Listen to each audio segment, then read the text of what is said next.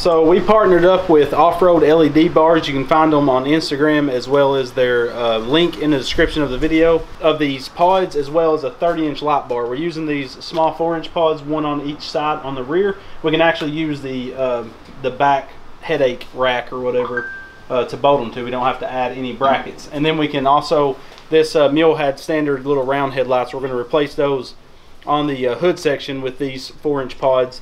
And then we're going to put a 30-inch light bar on the roof rack. Now, this Duramax, these engines aren't designed to push this much power. They're not going to charge the battery as well as all these accessories.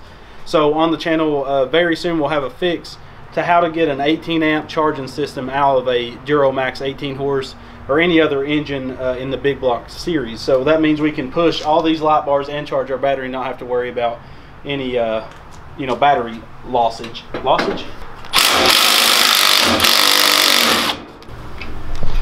Alright, I'm going to grind a little bit off this bracket right here to allow it to fit in that little lip.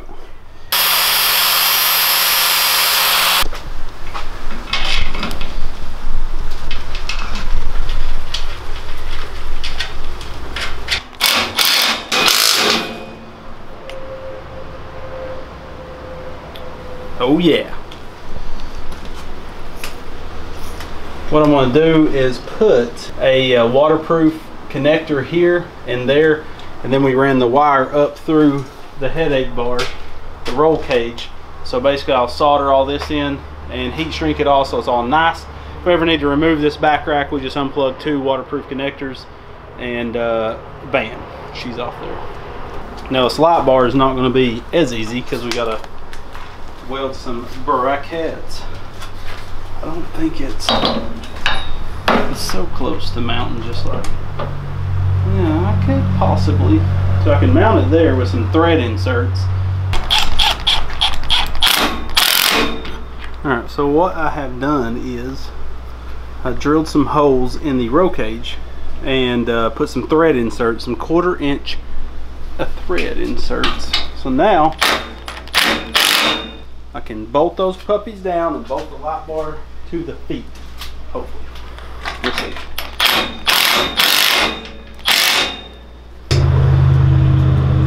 Okay. We stink. It looks good. It'll look awesome once the hood's put on. And the front light bars are on, so make sure to go to Off-Road LED Bars. Check them out. That ain't going nowhere. We did find out earlier, I saw a little puddle under the buggy and I thought it was brake fluid from where we unhooked the hard line on the swing arm. Unfortunately, we got about 3 big holes in the gas tank and I don't think I'm going to patch it. So Brad Hill makes all of our custom gas tanks because I cannot weld aluminum with my welder. It's a DC only welder. So he makes these little feet. He'll weld these feet on for you, but I never know how I'm going to mount the tank, so I just have them send them standalone.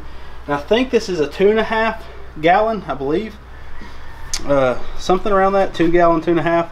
So this is going to replace that tank down there. We just got to get the feet welded on it.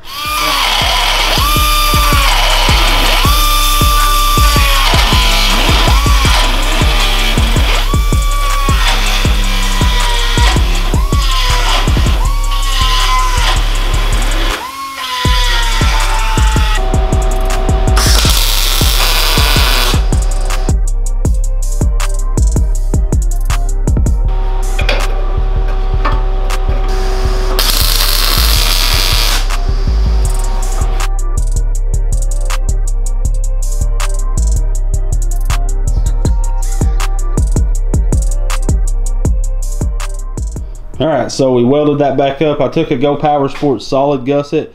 We had to trim it down, so there's a little bit of meat in there just to stiffen it up on that side. I welded all the way around it. I did the best I could. This was old stick weld I had to weld over top of, and the 2, you know, the flux or whatever that's in stick weld. Did not like the MIG, but so you can see I've welded it all up there. She should be strong. I've welded it all the way around. They've added this piece of metal right here. So that wasn't originally there. They just had like an 1/8 inch thick piece of steel holding the whole steering wheel on. And obviously that wasn't enough. I bet some big boys was pulling themselves off the the mule with the steering wheel, you know, grabbing hold of it and pulling themselves up. So once that cools down, we'll probably shoot it with some black spray paint. Then we bolt the steering wheel back up and start plugging up all of our wiring. I ran 3 relays, one's for the rear fog lights, light bar, and headlights. I have 3 toggle switches in the dash here, a key switch, an RPM gauge, and a voltage gauge. And we also have the factory hour gauge we can hook up later. And then if you look under, back behind all this wiring, you can see there's a 6-post fuse box. So I can add 2 more fuses to it, because the ignition switch is on one, and basically when you turn the switch on, it's like accessory, and it gives power to all the toggle switches as well as the lights and power to the gauge. So that all is ran off the switch, and that's a fused link.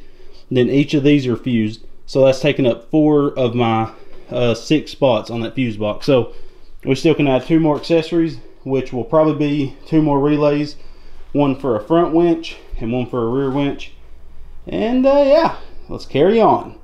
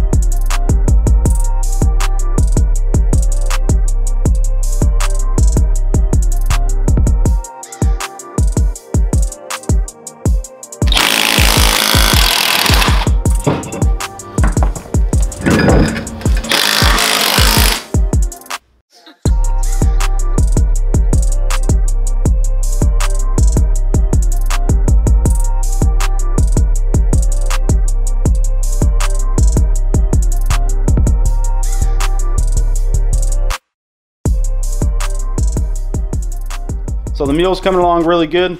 We got the gas tank feet welded up. I had to drive up to my brother's work and he tigged that up for me. So on the next episode, we're going to bolt the exhaust on, the gas tank. We're going to start tuning the carburetor and should be able to finally start this thing.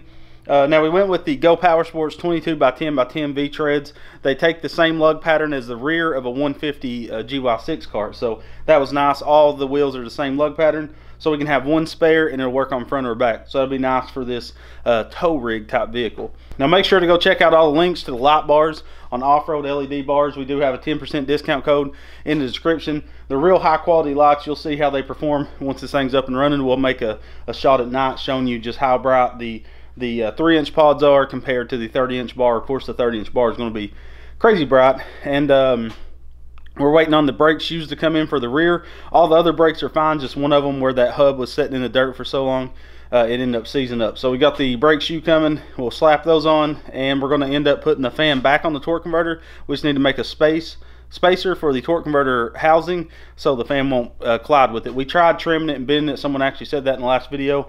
We did try that. It just still wouldn't clear. We basically need to make like a 1/2-inch spacer for that outer cover to set out just that much, and we should be able to fit it just fine. And we're going to hook up the original snorkel system that was on the torque converter so it can breathe through the roll cage. And also we're making our own new snorkel box because the original one won't work. With this engine being longer and further towards the front, nothing lines up. So we're going to make our own out of diamond plate aluminum.